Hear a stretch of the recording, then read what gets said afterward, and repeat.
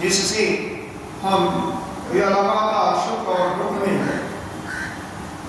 पलते रहते हैं, उससे निवृत्ति होने के लिए या इस दुखालय संसार से मुक्त होने के लिए हमेशा के लिए मुक्त होने के लिए हमें यह जो 20 गुणों की साधना बताई गई, उसकी साधना नित्य प्रति अवश्य ही करनी चाहिए। कौन सी साधना? केवल एक श्लोक का नाम है, के साधने का 7 से 11 तक का है, 5 श्लोकों में वर्णन है, 20 साधना है। उसके प्रत्येक ब्रह्मचर्य के लिए आपको बताया था।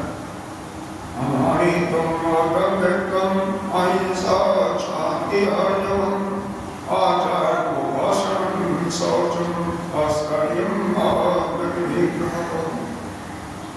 मतलब यहाँ से लेकर के कहाँ से हमारे तुम मान, देखो ये सब शरीर के कारण ही होता है, इसीलिए इस साधना का विशेष महत्व दिखाया गया है। हमारे तुम मान कहाँ से मिलता है? शरीर से ही मिलता है ना। शरीर को चाहिए मान, इस मन को चाहिए मान, आपको नहीं चाहिए। दिखावटी बना कहाँ होता? हम और मित्रम कहाँ से होता है? शरीर को ही दिखाते हो, मन के द्वारा ही, मन के द्वारा लक्षित करते हो कि मैं भजन कर रहा हूँ और वास्तव में भजन नहीं कर रहे हो। आप पूजा दिखाते हो कि हम ध्यान कर रहे हैं, पूजा कर रहे हैं, लेकिन वास्तव में आपको कहीं और चल रहा है। आप सत्संग कर रहे हो, मन कहीं अमेरिका चला गया लड़के के पास या बेटी के पास, तो अब क्या हुआ? वो भी अंधत्व में आ गया। तो जब इसको लेकर के हो रहा है, यह शरीर को, चाहे वह स्थूल शरीर हो चाहे सूक्ष्म शरीर के रूप में आकार हो, तो इसी शरीर से यदि आप अपने को अलग करने में समर्थ हो तो कैसे होगे? नित्य प्रति विचार करते हुए कि मैं शरीर नहीं हूँ, न तो स्थूल शरीर को दिखाई दे रहा 5 टुकड़ा 6 टुकड़ा चौड़ा पतला मोटा वह हूँ, न तो सूक्ष्म शरीर हूँ, न इनसे परे हम क्या हो? मैं वही नित्य शुद्ध मुक्त। वहां पर भी दृष्टि आपकी नहीं जाती तो जीव भाव पर तो जाएगी, क्योंकि नित्य प्रति आप उस परमात्मा का भजन तो करते हो, यहाँ भी उसी के गुणों की बातें सुन रहे हो। जीवत्व पर तो अपने पर ध्यान जाएगा, जीव भाव पर, तो जीव भाव पर ध्यान जा, लेकिन शरीर से अपने को बोला। तो यह धीरे धीरे अगर इसी पर विचार करते रहोगे और मानित्वम और दत्तत्वम एक चीज का, तो आप पाओगे कि शरीर से, चाहे वह सूक्ष्म शरीर हो चाहे वह स्थूल शरीर हो, इसी से यह सारे गुण, अगर एक गुणों का चिंतन करते हुए करोगे तो शरीर से होगा। जैसे मान बड़ाई भी शरीर को लेकर के होती है, दम्भ दिखावा भी शरीर को लेकर के होती है, उसी प्रकार से हिंसा भी शरीर से लेकर के होती है। क्षमा करते हो वो भी शरीर से ही करते हो। जितने भी गुणों की चर्चा की गई है उसमें सब में शरीर, चाहे वह स्थूल रूप से या सूक्ष्म रूप से। अब यहाँ पर 12वें श्लोक में यहाँ पर निर्गुण निराकार ब्रह्म की चर्चा की गई। 12 से 17 श्लोक में उस परमात्मा का ही चिंतन किया गया है। आइए इसको देखते हैं। कल थोड़ा सा इसके विषय में विचार किया था, लेकिन पूर्ण रूप से इस पर चर्चा नहीं हो पाई थी। ज्ञेयं यत् तत् प्रवक्ष्यामि यत् ज्ञात्वा अमृतम् अश्नुते अनादिमत् परं ब्रह्म न शत न असत उच्यते। ज्ञेयं यत् तत् प्रवक्ष्यामि, जिस ज्ञान को जान करके या जिस ज्ञान के द्वारा जब ज्ञात्वा अमृतम अश्नुते, अश्नुते माने यहाँ पर अश्नन का मतलब भोजन करना होता है। यहाँ पर भोजन करना नहीं है, बल्कि यहाँ पर अश्नन का मतलब प्राप्त करना। जिस ज्ञान को प्राप्त करके, जिस ज्ञान को धारण करके वह क्या हो जाता है, जीव क्या हो जाता है, अमृत तत्व प्राप्त कर लेता है। तत्व प्रवक्ष्यामि, उसको मैं अच्छी तरह से तुम्हें समझाऊंगा। भगवान कर रहे, भगवान कृष्ण के रूप में है, लेकिन वहां पर क्या लिखा हुआ है, श्री भगवान उवाच। 575 श्लोकों में इस 700 श्लोकी गीता जो से महाभारत के शांति पर्व से लिया गया है, 25 से 42वें अध्याय का इसका रूपांतरण है। इसके अंदर कहीं भी एक बार भी एक शब्द नहीं है कि कृष्ण वाचो या कन्हई वाचो या गोवर्धन धारी वाचो या द्वारकाधीश वाचो या रणछोड़ वाचो। क्या लिखा हुआ है, श्री भगवान वाचो। अर्थात जो शब्द निकले हैं, जो यह 575 श्लोक निकले हैं, माध्यम कृष्ण का शरीर है, लेकिन वह वास्तव में वह परब्रह्म की ही मुक्ति निकला। तो वही कह रहे हैं, हे अर्जुन, मैं उस ज्ञान को बताने जा रहा हूं, जिस ज्ञान को प्राप्त करके तो अमृतत्व को प्राप्त कर लेगा। अमृतत्व क्या, यानी तो मुक्त हो जाएगा। उस अमृत तत्व की प्राप्ति करके तो फिर दोबारा इस संसार के बंधन में नहीं फंस सकते। वह कैसा है, अब यह लाइन पिछली लाइन है, बहुत ही गंभीर है।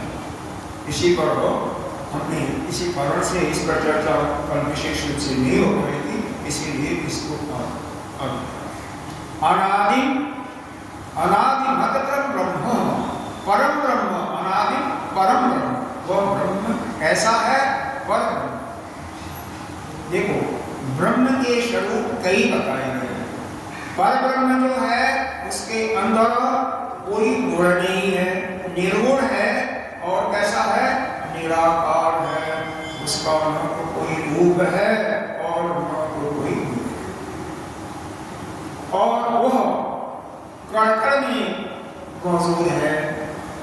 आपके अंदर भी है, बाहर भी है। इस पर भी चर्चा अगले श्लोकों में आएगी। वह अनादि, अनादि का तात्पर्य यह है कि उसका कभी प्रारंभ नहीं हुआ, और जिसका प्रारंभ नहीं होता उसका अंत ही नहीं होता। अर्थात जिसकी उत्पत्ति होती है उसी का मृत्यु भी होती है। भगवान ने ही गीता में के दूसरे अध्याय में कहा गया, क्या बताया है, यस्य ध्रुवो मृत्युः तस्य ध्रुवो जन्म मृतस्य। जिसकी मृत्यु होती है उसका जन्म भी होगा, जिसका जन्म होगा उसकी मृत्यु भी होगी। लेकिन वह परमात्मा तो अनादि है, अनादि काल से है, पता नहीं कब से है। अरे आप अपने पर भी विचार करें, आप भी तो आत्मा के स्वरूप में ही है, आप भी तो आत्मा ही है। आप तो क्या कुछ याद आता है पिछली घटना, पिछले जन्म में आप क्या थे? ऐसा नहीं था कि आप नहीं थे तो सही, हम भी थे, आप भी थे, लेकिन किस रूप में थे, क्या करते थे, यह हमें नहीं पता। क्योंकि एक जन्म की घटना भी अगर किसी को याद हो तो वह शायद पागल हो जाए उसको याद। इस जन्म की घटना याद करके तो कई लोग चले जाते हैं कोमा में इसी जन्म, और पिछले जन्म की याद हो तो पता नहीं क्या हो जाएगा। भगवान ऐसा बनाया हुआ है कि भूलने की प्रवृत्ति, मनुष्य का स्वभाव है भूलने। जैसे अग्नि का स्वभाव क्या है, उष्णता, गर्मी। जल का स्वभाव है ऊपर से नीचे, उसी प्रकार से हमारा भी स्वभाव है। यदि हमें किसी चीज को भूल जाते हैं तो उसकी चिंता नहीं करनी चाहिए, क्योंकि तो मेरा स्वभाव वो तो हम भूलेंगे। तो कैसे शास्त्रों का ज्ञान हमेशा के लिए कैसे हमारे अंदर ही प्रवहित हो। तो बताते हैं जैसे दूध है, दूध को क्या करते हो, गर्म करते हो, तो विवर्त होकर के क्या बनता है, दही बनता है। और दही को फिर मथी जाती है मथानी से, जो भी माध्यम हो, तो उससे मथने के बाद उसमें मक्खन निकलता है। और मक्खन को फिर जब अग्नि पर तपाते हैं तो उससे घी। अब यह बताइए, वह जो घी यानी वह जो, चलो पहले घी को समझ लो, तो वह जो घी निकला उसका फिर कभी दूध नहीं बन सकता या बना सकता। दूध में डालोगे भी तो उबलता है। उसी प्रकार से यह जो आत्म तत्व का ज्ञान एक बार हो गया, ज्ञान क्या होगा, सिर्फ अनुभव होगा, क्योंकि वह हमारे इन ज्ञान इंद्रियों से वह परे है। ज्ञान इंद्रियों के ग्रहण में नहीं आ, यह जो हमारी नेत्र है यह नाम रूप को ही प्रकाशित कर पाती है, लेकिन उस रूप को तो देख नहीं सकती, क्योंकि उसका तो रूप है ही नहीं, तो निराकार है। तो कैसे? अरे जिसका आकार होगा उसी को तो देखती है।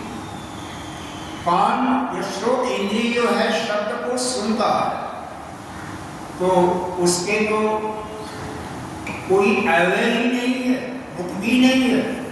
कहते बेनु पकड़ सुन ही नहीं, अरे बेनु पकड़ चल ही सुन ही नहीं, न पग है न हाथ है, आगे भी कुछ आएंगे, और कान भी नहीं है लेकिन जल्दी सुनता है। हम ही लोगों के हाथों से हाथ वाला है, हम ही लोगों के पैर होने से पैर वाला है, और उसी के माध्यम से वह काम भी करता है और नहीं भी करता, कुछ करता भी नहीं है और सब कुछ करता भी है। तो वह जो अनादि है, कभी जिसका प्रारंभ नहीं हुआ और न तो कभी अंत होने वाला है, न होगा। परम ब्रह्म, वही परम ब्रह्म है तो निर्गुण निर्विशेष, उसी को जानना है। इसको शायद कल हमने बताया था कि वह कैसा है, तो शंकराचार्य ने ही अपने प्रकरण ग्रंथों का आत्मबोध छोटी सी पुस्तक है उसमें लिखा है, निर्गुणो निष्क्रियो नित्यो निर्विकल्पो निरंजन निर्विकारो निराकारो नित्य मुक्तस्य निर्मल। वह कैसा है, निर्गुण है, बुद्धि जिसके पास नहीं है, गुण कहाँ से आता है, बुद्धि से तो आता है ना। किसी निश्चयात्मक का बुद्धि निश्चय करते हो तो गुण दोष कहाँ से आते, बुद्धि से आता है। विज्ञान में कोष, शरीर को शायद मैंने कभी किसी दिन बताया था, पांचों कोष बताया था, या प्रारंभिक कक्षा में बताया मानेंगे कि हमारे 5 कोष होते हैं। पहला कोष है अन्नमय कोष, जो कि केवल अन्न ही खाता, अन्न से ही बढ़ता है, शरीर जो है यही अन्नमय कोष। उसके अंदर जो प्राणमय कोष होता है, उसके अंदर 5 प्राण होते हैं, प्राण, अपान, व्यान, उदान और समान। कई उपनिषदों में आया हुआ, यही हमारे अंदर शक्ति का संचार करते हैं के माध्यम से। कर्मेंद्रियां भी यहीं पर होती हैं। और प्राण का चूंकि कार्य क्या है, हर समय चलना, हर इंद्रियां, कर्मेंद्रियां भी तो काम ही करती हैं, परिश्रम तो कर्मेंद्रियां ही करती हैं।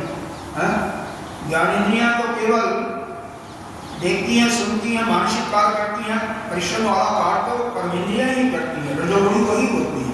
प्राण भी रजोगुण है, रजोगुणी है। तो भूख और प्यास का धर्म किसका है, प्राण। आप जो जितना ही परिश्रम करेगा, चाहे वह शरीर से प्राण को सभी का चलता ही रहता है, बराबर से चलता है। अंतर यह है कि जो ज्यादा भाग दौड़ करता है उसका प्राण की गति तीव्र होती है। जो ज्यादा भाग दौड़ करेगा, दौड़ करके देख लो, यहीं से गेट तक जाओगे दौड़ते हुए तो आपकी सांसें बढ़ जाएंगी, तो प्राण की गति बढ़ जाएगी। प्राण की गति बढ़ने से मन की चंचलता भी बढ़ जाएगी। और श्वास को सूक्ष्म से सूक्ष्म कर लो तो मन की शांति। तो उस ज्ञान की प्राप्ति तो जब हमारी शांति अवस्था होती है तभी प्राप्त होती है, आनंद भी तभी होती है। इसलिए हमें श्वासों को प्रयास करना चाहिए। एक स्वस्थ मनुष्य की सांस 1 मिनट में 15 बार आती और जाती है, बनावटी नहीं, प्रयत्न करके नहीं, बिना प्रयत्न के, विदाउट एनी एफर्ट्स। ठीक है, आपकी 15 बार जाएगी, 15 बार आएगी। अगर आप स्वस्थ हो तो ब्लड प्रेशर है तो यह 20, 25, 30 हो सकता है। तो यह डिपेंड करता है, निर्भर करता है कि आपका फेफड़े कैसे चल रहे हैं, हार्ट की गति कैसी है, उसकी। अब इनको प्रयत्न से यानी एफर्ट से आप धीरे धीरे कम कर सकते हो। यहाँ तक कि 1 मिनट में 1 श्वास भी आप ले सकते हो, लेकिन एक तो बात छोड़ो, कम से कम 15 से 12 ही कर लो, तब भी एक बहुत बड़ी उपलब्धि हो जाएगी। अगर कहीं 6-7 कर लिया तो बिल्कुल आप शांति रहोगे, शांत। और कुछ भी मत, केवल वर्तमान में रहने का मतलब बिल्कुल शांत। क्योंकि चिंताएं जो होती हैं भूतकाल की लेकर के होती हैं, भूतकाल को याद करके आप बोलते जाते हो। जैसे ही वर्तमान में आते हो तैसे शांत हो जाओ। एक छोटा सा दृष्टांत है। ट्रेन में सफर के समय किसी संत से कोई करीब 65 साल के रहे होंगे प्रश्न पूछा। उन्होंने कहा कि आप कौन हो? तो उन्होंने बताया कि मैं तो कुछ नहीं हूँ, मैं तो कुछ जानता भी नहीं हूँ। संत ने कहा मैं तो बस जानता, कुछ करने लायक होता तो संत क्यों बनता, संन्यास क्यों लेता। आप आएंगे, कहाँ रहते, कैसे करते हैं। तो जैसे उनको एक चाबी ऐंठी गई, जैसे बाइक में चाबी लगा तो चलना शुरू हो जाती है, वैसे ही अपने बाबा दादा से लेकर के, काबुल से लेकर के सारी गाथाओं को गाते हुए घंटा भर और चुप्पी न हो। महात्मा जी बड़े छठी थे, तो फिर क्या हुआ, अंत में यहाँ पर जब आए करीब 1-2 घंटे के बाद कि फिर आपने प्रश्न पूछा, फिर मैं जवाब दिया, फिर क्या हुआ प्रश्न। तो यहाँ पर तात्पर्य है कि जब कोई भी वर्तमान में आता है, इस समय में अपने आप शांत होता है। इसीलिए मौन की साधना आपको बताई जाती है कि कम से कम दिन में 1 घंटा 2 घंटा जो आपका व्यस्त जीवन है बिल्कुल शांत हो। शरीर मन से ही, वाणी से नहीं, आपका मन भी न प्रयास करना है। हालांकि बहुत मुश्किल साधना है, लेकिन जितने समय तक मन को शांत कर सके, कम से कम वाणी को तो शांत रखें। वो शांत रहेगा तो कम से कम जो हमेशा जिसकी शक्ति नहीं, कुछ लोगों की हमेशा कुछ नमक डालने की होती है, नहीं तो दिन में 10 बार चाय भी पीते हैं, उनके लिए कम से कम बंद हो जाएगा, उस समय तो बंद हो जाएगा। तो यह प्राण में कोश का धर्म है क्या, भूख और प्यास। हम यही बता रहे थे कि भूख और प्यास लगती है प्राण में, क्योंकि यहाँ पर प्राण ही है पर इंद्रियां भी हैं, इसमें हाथ पैर वाणी बोलती लगी है, तो वाणी बोलते तो शक्ति को खर्च होती है, तो प्यास तो लगेगी कम से कम। पैर चढ़ेगा तो थकावट आएगी, तो भूख भी लगेगी। प्राण चल रहा तो भी भूख लगती है, हाथ कुछ काम करेगा, कुछ सामान उठाओगे तो भी लगेगा। इसी प्रकार से चलने भी और बस पायु भी मतलब बस और पायु मतलब बढ़ गया, तो वहाँ पर कोई काम नहीं है। फिर इसके बाद आपका आता है मनोमय कोश। मनोमय कोश के अंदर आपकी 5 ज्ञानेंद्रियां हैं। ज्ञानेंद्रियों का नाम सुना होगा, कान, श्रोत, त्वक, त्वचा, जहाँ पर स्पर्श सुख लेते हो, श्रोत से शब्द सुनते हो, और तीसरी इंद्रिय है नेत्र, जिससे रूप देखते हो। चौथी इंद्रिय है रसना, जहाँ से स्वाद चखते हो। 5वीं है यह घ्राण, जिससे आप गंध लेते हो, सुगंध और। तो यहाँ पर आपको वैसे हृदय में प्रेम होगा, लेकिन उसकी अनुभूति मन के द्वारा ही अभिव्यक्त होता है। शुद्ध आनंद भी कहीं और होता है, लेकिन अभिव्यक्ति मन के द्वारा ही होती है। किसी से आपका प्रेम भी होता है तो उसकी अभिव्यक्ति कहाँ से होता है? मन से ही होता है। किसी से द्वेष हो जाता है तो भी उसकी अभिव्यक्ति कहाँ से होता है? मन से ही होता है। इस मनोमय कोश से ही इनकी अभिव्यक्ति होती है। चाहे क्रोध का भी हो, सुख का भी हो, दुख का, सभी की अभिव्यक्ति यहीं से होती है। हालांकि क्रोध जो पाठ है वो विज्ञान में कोशता है, अहंकार और क्रोध इत्यादि वह विज्ञान में कोशता है, क्योंकि वहां पर बुद्धि और पांचों की अनिंद्रियां होती है। तो बुद्धि होती है तो बुद्धि का ही काम होता है निश्चय करना। और क्रोध कैसे आता है? आपको लाभ हुआ या हानि हुआ या आपका विजय हुआ, पराजय हुआ, यह बुद्धि निश्चय करती है ना। क्योंकि कई बार युद्ध में आप हारे नहीं लेकिन पीछे हटे। भगवान कृष्ण का ही उदाहरण है। इसी कारण से जब बाल जमन को लेकर के जरासंध 18वीं बार आया था तो भगवान वहां से भाग पड़े, तो वो हारे नहीं थे। बाल जमन को हमने में जाकर के जहाँ पर एक पहाड़ में गुफा में मुझको देश की तपस्या कर रहे थे, वहां पर उसको उनके माध्यम से भस्म करवाया और द्वारका चले गया।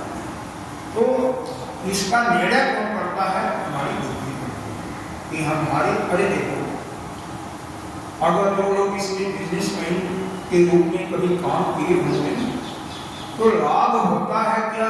एक्सपेक्टेशन, एस्टिमेटेड लाभ बनाते हैं कि अमुक प्रोजेक्ट है, इसमें साल में 10 लाख का लाभ होगा या 1 करोड़ का होगा या 10 करोड़ का होगा। एक उससे अगर कम 1 करोड़ का है, 50 लाख भी लाभ हुआ तो कहेंगे हमारा 50 लाख नुकसान।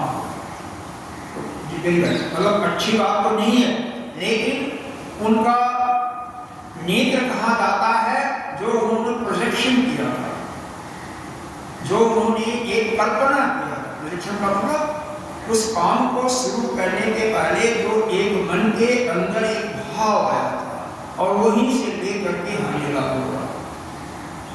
अरे यहाँ तक कि कहेंगे कि इतना लाभ हो गया, भाई खा भी कैसे रहे, मौज मस्ती में तुम घूम रहे हो, फिर कैसे वो तो नहीं होता।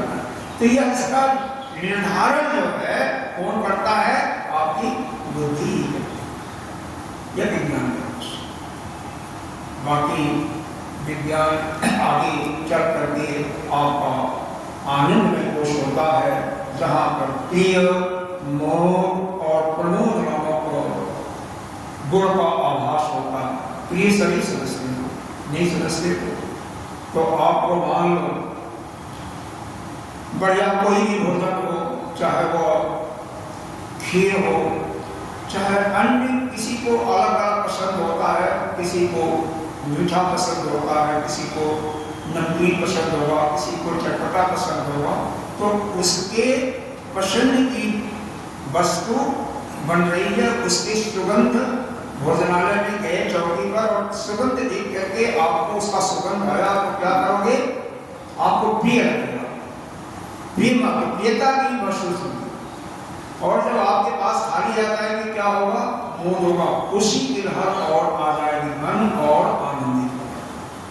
और जब जीवा में जाएगा तो उसी को बहुत जितना आनंद चाहते थे उतना प्रमोद हो जाएगा। यह तीनों यहाँ पर इनकी व्यक्ति होती है, लेकिन सभी की आखिर को व्यक्त किससे करते हो? मन से ही। तो यहाँ पर यह आया था कि यह चर्चा आपके 5 कोषों की हुई, तो 5 कोषों के हुए भी हमारे इस मन के ऊपर, मन के कारण ही हम जीव हैं, मन के कारण ही हम शरीर हैं। शरीर को हम अपना मान रखते हैं, कैसे? अपने मन से किसी को निकालने के लिए, शरीर से अपने को अलग करने के लिए यह 20 गुणों की साधना आपको बताई गई थी, और इसीलिए उसका नित्य प्रति अभ्यास करना चाहिए। यहाँ पर फिर वह ब्रह्म की बात चली, तो वो अनादि है, वह परम ब्रह्म है। और वही ब्रह्म जो कि बताया गया निर्गुणो, निष्क्रियो, नित्यो, निर्विकल्पो, निर्गुण। क्यों बताया गया? बुद्धि नहीं है इसलिए निर्गुण है, कोई अवयव नहीं है इसलिए निष्क्रिय है। इसके हाथ पैर होंगे वही तो काम करेगा, तो वो उसके है ही नहीं, वो निष्क्रिय है, कुछ नहीं करता। नित्य है, जन्म नहीं होता, मृत्यु नहीं होता, इसलिए नित्य है। और नित्य है फिर निर्विकल्प। निर्विकल्प का मतलब जिसका अंदर न सोचता है कुछ, न उसके अंदर सोचना और विकल्प, यानी संकल्प और विकल्प। कोई किसी चीज का जब संकल्प होगा ना, तो उसका अल्टरनेट या उसका दूसरा भी उपाय आ जाता है। जैसे मान लो आपको यहाँ से जाना है चेन्नई, तो चेन्नई जाने का मार्ग आपके माइंड में आया, मन में कि एरोप्लेन से जाती है, इस टाइम की से चलेंगे। फिर विकल्प का मतलब आप इतना नहीं क्यों खर्च करेंगे, हम सुपर फास्ट ट्रेन है, तेजस है, एंड कई एक्सप्रेस गाड़ियाँ हैं, उससे हम इतने समय में पहुँच जाएंगे। यही विकल्प हो सकता है। फिर अगर छोटा स्थान है, 500-600 किलोमीटर है, 400 किलोमीटर, तो हम क्यों इससे जाएं? न हम ट्रेन से जाएंगे, न हवाई से जाएंगे, फिर कार से। यह विकल्प, यह संकल्प और विकल्प मन में रहता है। निश्चय इसका बुद्धि कहती है कि कौन सा विकल्प श्रेष्ठ होगा। जिस प्रकार से आप कोई काम करते हो, तो उसमें उसकी गुणवत्ता के आधार पर आप डिसीजन लेते हो, निर्णय लेते हो कि अमुक जो विकल्प है यह श्रेष्ठ है, जिसके अंदर लागत भी कम होगी और लाभ या प्रॉफिट भी ज्यादा। इस प्रकार से हम एस्टिमेशन करते हैं। तो यहाँ पर यह निर्विकल्प है, क्योंकि उसके अंदर मन ही नहीं है, इसलिए संकल्प विकल्प नहीं। और निरंजन है, मस्त कुछ करना नहीं, करना नहीं कोई, तो इसलिए बिल्कुल आते मस्त। और क्या निष्क्रिय है, जब कुछ हाथ पैर ही नहीं है, उसको क्या होगा? निर्विकार होगा ना। जिसको बीमारी किसको होती है? जिसके हाथ पैर अंग होगी, जब उसको कुछ है ही नहीं तो निर्विकार, कोई बीमारी नहीं होती है। नित्य है, निराकार है, कोई उपरम नहीं है, और फिर क्या है? नित्य मुक्त है, नित्य मुक्त। तो यहाँ पर ही बताया जा रहा है, वह ब्रह्म जो है अनादि है, परम ब्रह्म। वह परम ब्रह्म है जो निर्गुण निर्विशेष है, क्योंकि एक कारण ब्रह्म भी है ना, एक कार्य ब्रह्म भी है। वही सगुण निर्गुण के सगुण और निराकार के रूप में उसी को आप भगवान करते हो, ईश्वर करते हो। और हम आप पुराणों में पढ़ करके कहते हैं वो ब्रह्मा विष्णु महेश। इसी में 14वीं या 15वीं ऋचा में आए और उस श्लोक में आएगा कि वह विष्णु के रूप में पालन करता है, ब्रह्मा के रूप में सृष्टि करता है और शिव के रूप में भस्मीभूत करता है। यह हम सुने, लेकिन है वह एक ही, अलग नहीं है, चाहे किसी रूप में मानो तो। लेकिन वह अपने से नीचे आ जाता है, तो वह सगुण निराकार के रूप में। और ये जो अवतारवाद की कथा सुनते हो कि दुष्टों का संहार करने के लिए, संतों का, ब्राह्मणों का, गौओं की रक्षा करने के लिए, धर्म को बढ़ाने के लिए, धर्म का उत्थान करने के लिए, तो वह अवतार के रूप में आता है। जितने भी मंदिर में या फोटोग्राफ इत्यादि देखते हो, मूर्तियां देखते हो, यह सगुण साकार के रूप, सगुण साकार। हमें पूजा भी इन्हीं की करनी चाहिए, तभी आपका मन लगेगा। अगर निर्गुण निराकार का करोगे तो आप हंस सकते हो, क्योंकि आपके चित्त में वो बैठेगा नहीं। इसीलिए जो आपके सामने समक्ष दिखाई दे रहा है, जो सबसे प्रिय लगता है, उसी की आराधना शुरू करनी चाहिए। पहले यह शरीर भी आपका सगुण साकार है, तो इससे जितनी उसकी सेवा कर सको, मंदिर की सफाई, उसको स्नान कराना, उसके वस्त्र बदलना, जो कुछ काम कर सकते हो सेवा वो करो। मन से जो कि सगुण है लेकिन निराकार है, मन भी, अरे जीव, और उसका कहाँ से भाषित हो रहा? मन से। व्यक्ति हो रहे मन से उसका लाभ, और जो आत्मस्वरूप है उसका केवल चिंतन करना है। कहाँ से करना? बुद्धि से चिंतन हो, चित्त से चिंतन हो कि मैं तो ब्रह्म नित्य बुद्ध मुक्त, वेदों के 4 महावाक्यों में से कोई महावाक्य, ऋग्वेद का महावाक्य ज्ञानम ब्रह्म, शुक्ल यजुर्वेद का मंत्र है अयम अहम ब्रह्मास्मि, अथर्ववेद का है अयम आत्मा ब्रह्म, सामवेद का है तत्त्वमसि। इसी प्रथम तो इस प्रकार से साधना का यह दृष्टिकोण दिया गया है। इस प्रकार से साधना करनी चाहिए। फिर आगे बताया न सत्य न असत्य, उस ब्रह्म को न तो सत्य कहा जा सकता है और न असत्य कहा जा सकता है। लेकिन यही भगवान, आप लोग भी तो कभी बदल जाते हो कि हमने कहा था हम क्यों बदलते हैं। भगवान ने 9वें अध्याय में कहा, क्या कहा 19वें श्लोक में कि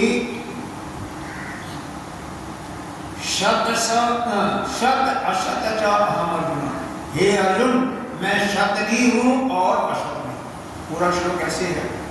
तपापि अहम वर्ष निग्रहम उत्सृजामि च अमृतम च मृत्यु च सत असत च अहम अर्जुन।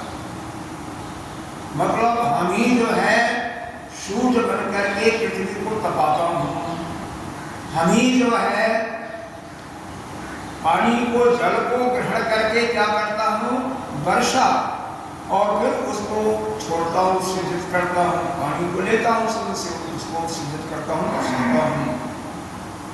मैं ही अमृत स्वरूप भी हूँ, मैं ही मृत्यु स्वरूप भी हूँ, मैं ही जलराज भी, हम ही स्वरूप, और सत्य भी हूँ और सत्य हूँ, हे अर्जुन और कोई नहीं।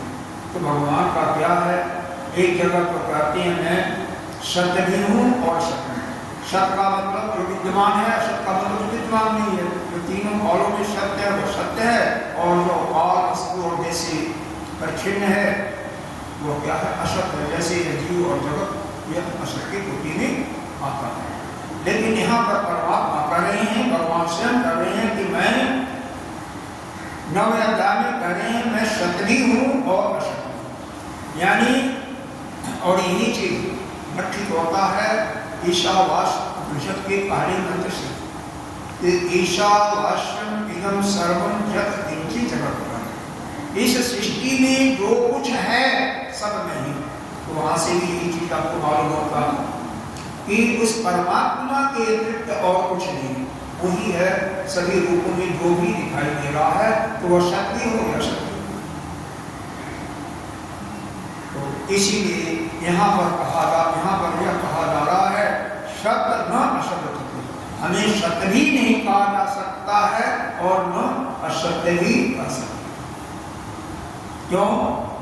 कि मैं तो निर्गुण हूँ, मैं तो कुछ करता भी नहीं और मैं सब करने वाला भी, मेरे तो कोई इंद्रिय भी नहीं है लेकिन मैं सब कुछ करता भी, मैं कान भी नहीं है लेकिन मैं सुनता भी हूँ। तो फिर इसीलिए भगवान ने भगवान इसको यह अनुभव करने की चीज, वास्तव में यह सब चीजें अनुभव से धीरे धीरे देखो। अनुमान प्रमाण कैसे लगता है? कभी बार देखी हुई वस्तु है, प्रत्यक्ष आपने देखा है, जैसे अग्नि कहीं जली है। आजकल तो अग्नि में वो हिसाब किताब नहीं है, पहले तो लकड़ी जलाते थे, उपले जलाते थे, जैसे भोजन इत्यादि बनता था, या कहीं कभी भी यहाँ पर सूखा हुआ होता है अपनी गौशाला में, तो वहाँ भी आग लगा देते हैं तो धुआं होता है ना। तो जहाँ धुआं उठता है, एक बार इन नेत्रों से आपने देख लिया कि जहाँ पर अग्नि जलती है, अग्नि होती है, वहाँ पर धुआं होता है। तो कहीं पर बाद में आपने धुआं देखा तो आपको अनुमान हो जाता है कि यहाँ पर अग्नि होगी। तो ये अनुमान प्रमाण के द्वारा हम उस चीज को जो एक बार कभी देख चुके हैं अपने इन्हीं नेत्रों से, उसको बता सकते हैं, उसको हमें ज्ञान हो जाता है। तो इसी प्रकार से यहाँ पर देखिए, अब जहाँ पर पीछे हमने शुरू किया था भूत और वर्तमान की बातें, भविष्य की चिंता करके लोग दुखी होते ही हैं। तो यह कैसे हुआ? भूत की बातें एक बार कभी आपने देखा था या अपने बाबा दादा से पीछे की बातें सुना था, वो आपके अंदर आ गया, उसी को तो वर्णन कर रहे हो, उसी को तुमने गाथा कर रहे हो। कैसे स्कूल में आप खेल में टॉप आते थे, पढ़ाई में अच्छा करते थे, कई बार कैसे आपने बिजनेस किया, कैसे बिजनेस में अपने कंप्यूटरों से को हराया, उनको बड़ा किया, कैसे आप सफलता प्राप्त की। उदाहरण के लिए उनके सम्मानित करें और करने किस प्रकार से कैसे हम आगे बढ़े। तो यह पीछे की घटनाओं से सोचते हुए हमें ज्ञान भी आता है, लेकिन वो हमारे माइंड में मन में भर करके वो हमें कहाँ ले जाता है? यह गर्त के तरफ ही ले जाता है। जितना ही भूत की बातें चिंता करते रहोगे आप शांत नहीं रह सकते, और जैसे ही आप वर्तमान में आओगे तैसे ही शांत। वास्तव में हमारा उद्देश्य क्या होना चाहिए कि हम शांत रहें, बिल्कुल शांत। तो जब हम सत्य से भी अलग होंगे, हम सत्य भी नहीं हैं और असत्य भी नहीं है। सत्यम ज्ञान अनंतम ब्रह्म, वह ज्ञान ही सत्य है और वही अनंत ब्रह्म भी है। अब अगला इस पर भाष्य भगवान ने 4 पेजों में कहा था, हमने थोड़े समय में इसको बता दिया। अब आगे देखिए, उसी चीज को पुनः आगे बढ़ा रहे हैं। इस 12वें श्लोक में निर्गुण निराकार ब्रह्म की बारे में बताया है, उनके बारे में। अब इस 13वें श्लोक में जो सगुण साकार है उसके बारे में बताया है। फिर अगले श्लोक में बताया जाएगा अध्यारोप और आरोप किया जाएगा, ये हमारे वेदांत के बाद। तो यहाँ बहुत 13वां अध्याय 15वां अध्याय कठिन अध्यायों में से, गीता जी के क्लिष्टतम अध्यायों में से एक एक श्लोक का अर्थ बहुत ही गंभीर है, और इसमें केवल भगवान के ही शब्द हैं और किसी के कोई शब्द नहीं।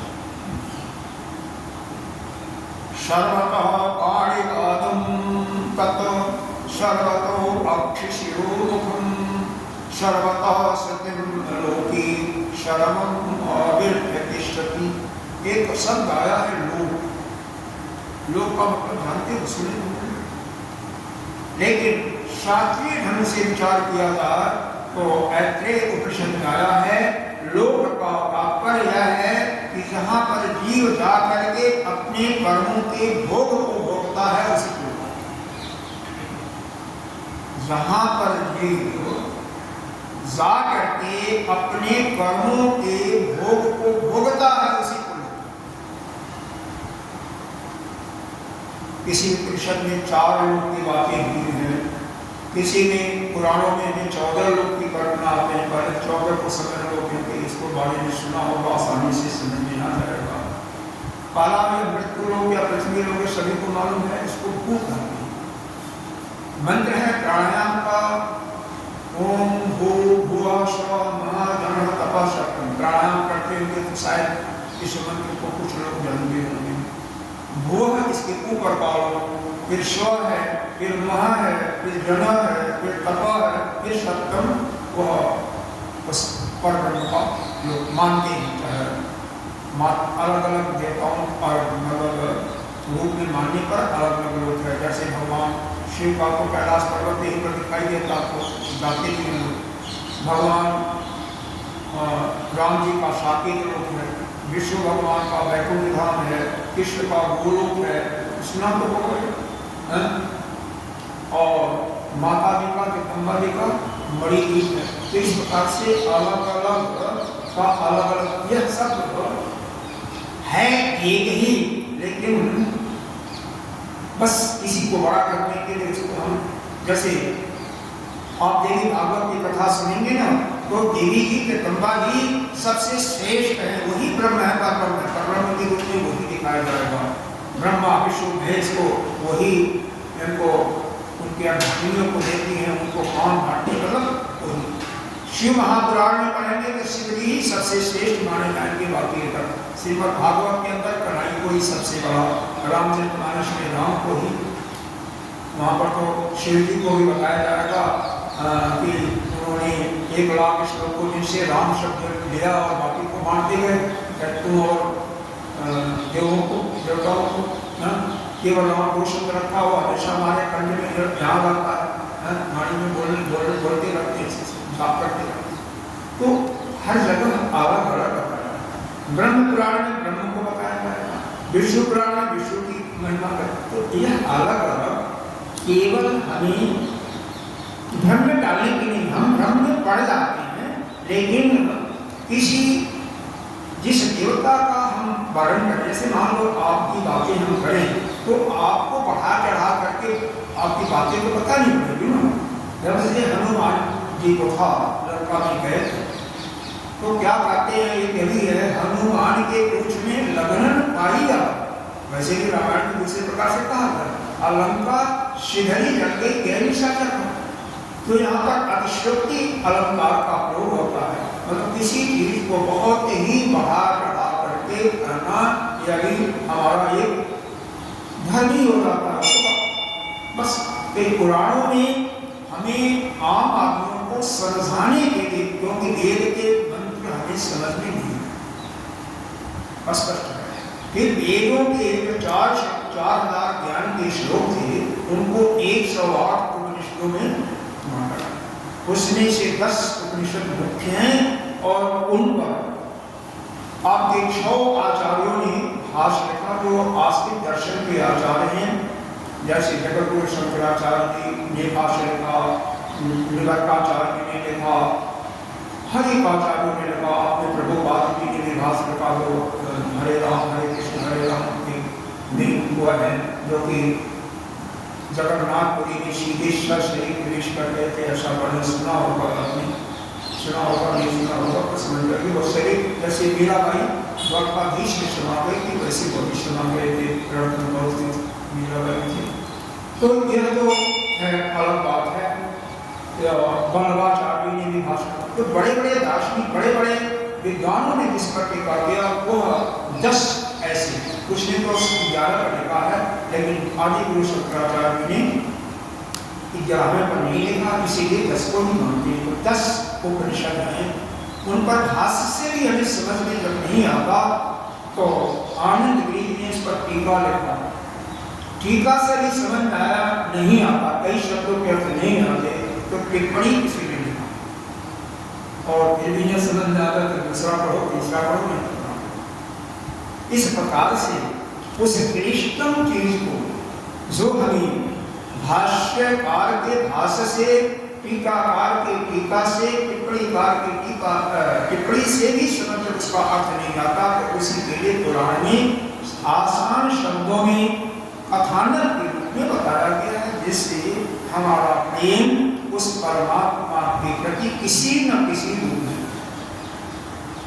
तत्व से सभी एक ही, चाहे आपका मन कढ़ाई में लग जाए, चाहे राम में श्री राम में लग जाए, चाहे माँ जगदम्बा में हनुमान किसी में लग जाए। गणेश जी महाराज हमारे पूजा दे बड़े जी की पूजा करते हैं, पीछे बहुत चलता था क्योंकि मैंने मामले में जाते रहता तो मामले में तो जाते पर अब रहा तो बहुत बड़े जी की बहुत जगह जगह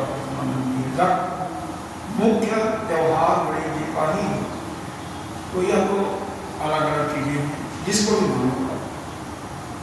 आप मुख्य यहाँ पर उद्देश्य है कि आपका चित्त शांत हो। चित्त को शांत करने के लिए, मन को शांत करने के लिए पहले आपका मन किसी एक चीज में लगना चाहिए, और वो अच्छे चीज में लगे, यानी परमात्मा में लगे तो अच्छा है, परमात्मा के किसी रूप में। इसलिए किसी न किसी पुराण का श्रवण करो और उसके जो आराध्य हैं देव है उसमें आपका चित्त उनसे आपका प्रेम, और किसी से प्रेम हो जाएगा तो आपका कल्याण हो जाएगा, इसमें कोई दो बात ही नहीं है, क्योंकि उन्हीं के कृपा से हमें शब्द बोली लगती है। जैसे कृष्ण के माता पिता कौन थे, नाम याद होगा, वसुदेव और देवकी। 3 जन्मों में भगवान को पुत्र के रूप में पाया था, लेकिन भगवान ने इस अंतिम जगत में सोचा कि उनका भी कल्याण होना चाहिए, तो गुरु के रूप में नारद जी का आह्वान किया और और नारद जी ने एकादश स्कंद में कथा आती है भागवत में ज्ञान दे करके उनको। तो इस प्रकार से भगवान जिसको अपना लेते हैं, यानी जिसका प्रेम अनन्य प्रेम जिसका भगवान के प्रति हो जाता है, वो किसी न किसी रूप में उसका कल्याण तो करते ही है। किसी संत को भेजा, किसी आचार्य को भेजा, उसका तो यहाँ पर सगुण साकार की बातें हो रही है। सर्वतः सब जगह सर्वत इस सृष्टि में जहाँ भी है, पाणी पादम, पाणी कहते हैं हाथ, पाद कहते हैं पैर, जो शब्द आपको नहीं करते उनका मैं पाणी हाथ और पैर, सर्वत जितने भी हाथ और पैर हैं, और तत् सर्वतो अक्षी, अक्षी माने आँख, जो नेत्र है जिसके ऊपर देखते हो, शिर सभी जानते हो, मुख भी जानते हो, सर्वतः श्रुतिम, श्रुति माने कान जहाँ से शब्द सुनते हो, क्योंकि इस लोक में माना यह जहाँ पर आप अपने कर्मों के भोग को प्राप्त कर रहे हो, यहाँ पर जितने भी प्राणी होंगे उतने ही हाथ पैर मुंह सब लो, आँख सिर मुख और यह कर्ण हैं, वो सभी सर्वम आवृत तिष्ठति, वह परमात्मा सभी को व्याप्त करके बैठा हुआ। आवृत माने व्याप्त करके वो बैठा हुआ। वैसे भी आप जानते हो कि सबके अंदर भी है और बाहर भी है। आपके अंदर ही है क्योंकि उसी की शक्ति से आप काम करते हो। एक कुछ लोग यहाँ पर मैं मंत्र पढ़ लेता हूँ। यह मंत्र है एक अक्षर का शामिल का मंत्र है। यस्य मनो न मतुः जेन राहु मनोमतं तदेव ब्रह्मं त्वं विद्धि न इदं जड इदं उपासना। मतलब जिसके शक्ति से यह मन मनन करता है, क्योंकि मन उसका मनन नहीं कर सकता। किसका? उस परमात्मा का मन मनन नहीं कर सकता, लेकिन उसके शक्ति से उसका मनन करता है। तदेव ब्रह्म, उसी ब्रह्म को तुम ब्रह्म समझो। ब्रह्म परमात्मा वही है, वह नहीं जिसकी उपासना करके पूजा करके वह ब्रह्म नहीं है। ऐसा 5 श्लोक लगातार बताया है। एक चक्षु के विषय में, एक वाणी के विषय में, एक प्राण के विषय में और एक बाण के विषय में। इस प्रकार से 5 श्लोकों द्वारा लगातार श्रुति मां ने खंडन किया है कि जिसकी हम उपासना करते हैं सगुण साकार का, वह ब्रह्म नहीं है। क्योंकि उपासना हम उसी का करेंगे। ये ब्रह्म वही है जिसकी शक्ति से यह सब काम करते हैं। अरे उसी की शक्ति से हमारा भोजन भी बचता है, उसी की शक्ति से हम बड़े से बड़े कार्य करते हैं। अगर उसकी शक्ति नहीं होती तो हम कुछ नहीं कर सकते। और वह सभी प्राणियों के अंदर भी, हाथी के अंदर ही है, शेर के अंदर ही है।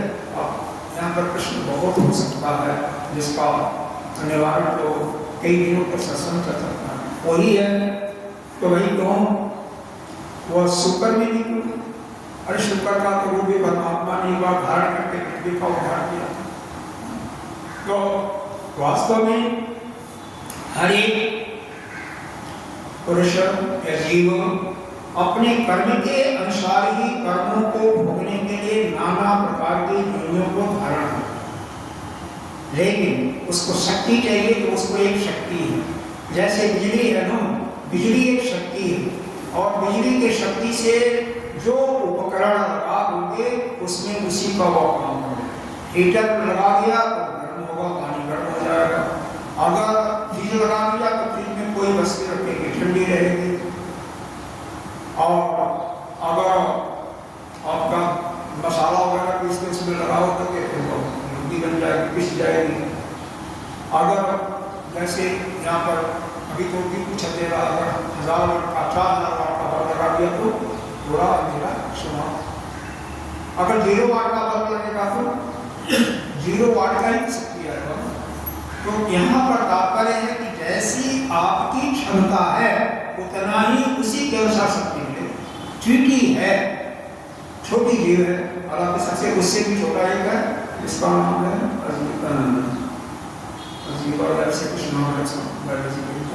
तो चींटी मानेगी। तो चींटी के अंदर जो कैपेसिटी है, जो क्षमता है, उतनी ही उसको क्या मिलेगी, शक्ति मिलेगी। एक शेर के अंदर ज्यादा उसकी क्षमता है, शक्ति ज्यादा होती है। अब देखो वह शक्ति देने वाला एक ही है, वही आत्मा शक्ति है। जैसे बिजली के रूप में आपने समझा कि उस बिजली के अंदर जो उपकरण लगा दिया गया उसी उपकरण के अनुसार वह शक्ति देगा। उसी प्रकार 0 वाट है तो 0 वाट से आपका 2 वाट का प्रकाश नहीं दे सकता है, तो जितना होगा वैसा ही देगा। उसी प्रकार से जो उपकरण है यानी वह जीव जितनी क्षमता वाला है उतनी ही शक्ति उसको देगा। कोई हृष्ट पुष्ट है, ज्यादा शक्ति है तो उसको ज्यादा बल मिलेगा, देने वाला वही है। जिसकी प्रतिभा बहुत प्रखर है, बुद्धि बहुत प्रखर है, विलक्षण है, तो उसको वैसे ही शक्ति उसकी बुद्धि और तीव्र होती चलेगी। जितना अभ्यास करेगा उतनी चला। तो यह सब निर्भर हमारे अपने को, आप अपने लिए देख लो, हमारे लिए देख लो। बचपन में हम कैसे थे, युवावस्था में कैसे थे, कितनी शक्ति थी। शक्ति तो एक ही है ना, लेकिन और भी वृद्ध हो जाएंगे मगर कोई उनका विचार करो जो डंडी पकड़ करके घर जाता है, लाठी बिना लाठी के सहारे से नहीं जा सकता है, उसमें कितनी शक्ति क्षीण हो जाती है, चल भी नहीं सकता, बैठ भी नहीं सकता है, तो शक्ति देने वाला एक ही है ना, क्योंकि उसकी सामर्थ्य नहीं है, उसकी क्षमता नहीं है ज्यादा शक्ति को रखने का। इसलिए शक्ति एक ही होते हुए अन्य विभिन्न शरीरों में अलग अलग दिखाई पड़ता। तो ऐसे इसीलिए वह 20 जो गुण बताए गए हैं उनकी साधना नित्य प्रति करते रहो। अरे कुछ नहीं तो 6-7 का करो, कम से कम दया दृष्टि लाओ, क्षमा करने की प्रवृत्ति लाओ, किसी को अपने शरीर मन वाणी से किसी को कष्ट न हो, शब्द बोलो, और क्या आचार्य का अपने गुरु की सेवा करो। जो भी बताया गया है कम से कम 20 गुण बताए गए हैं। इन गुणों पर विजय प्राप्त नहीं होगा कोई बात नहीं, अध्यात्म ज्ञान का नहीं कर पाते कोई बात नहीं, तत्व का विचरण नहीं कर पाते विचार कोई बात नहीं, कम से कम 6-7 गुण को लेकर के पासिंग मार्ग को लाओ। भाई पासिंग मार्ग भी इस व्यवहार में, लोक व्यवहार में देखा जाए तो 33% को कम से कम चाहिए, तो उतने 6-7 गुण को लाओ जो आप कर सकते हो, जितनी आपकी सामर्थ्य उतना तो करो, और नहीं उतना भी नहीं करोगे तो कैसे काम चलेगा। इसलिए नित्य निरंतर करो, और नहीं कर सको तो इस शरीर से अपने को अलग समझना शुरू करो। कम से कम एक बात कर दोगे तो समझो कि मेरा भी इसका सार्थक हो गया, और भगवान ने इतना जो वर्णन दिया है ना उनका भी सार्थक समझिए। तो यहाँ पर यही बताया कि इन अब सभी मनुष्यों के बता दिया इतने पैर इतने हाथ, आप अपने हाथ पैर का देखो, अपने शरीर का देखो, पीछे उसकी शक्ति है जिस शक्ति से वह काम कर रहा, बस उसी के विषय में सोचो। दूसरों को सोच छोड़ दो, सभी प्राणियों को छोड़ दो, आप अपने बारे में सोचो कि हमारे हाथ पैर जो काम कर रहे हैं उसके पीछे कोई एक शक्ति है। किसी को झुक करके जब आपने प्रणाम किया तो किसको किया? अरे सभी जब हाथ पैर उसी परमात्मा के हैं तो कम से कम उस समय जब आप सिर झुकाते हो तो उस परमात्मा का याद तो आएगा कि नहीं आएगा? क्योंकि वो परमात्मा के वो भी पैर हैं। और वैसे विष्णु जी पैर को ही विष्णु कहते हैं, इसीलिए पैरों की पूजा होती है क्योंकि वह विष्णु के तुल्य माना जाता है। तो कम से कम किसी को भी अगर नमस्कार करो प्रणाम करो तो उसमें परमात्मा को देखना चाहिए, ये है भी वही परमात्मा स्वरूप है। तो जब उसका दर्शन लेना शुरू करोगे तो आपका कल्याण होगा। शायद इन शब्दों के साथ यह 13वां मंत्र का पूरा होता है। इसके आगे की चर्चा हम कल करेंगे क्योंकि समय भी हो गया। ओम पूर्णमदः पूर्णमुदच्यते पूर्णस्य पूर्णमादाय पूर्णमेवावशिष्यते।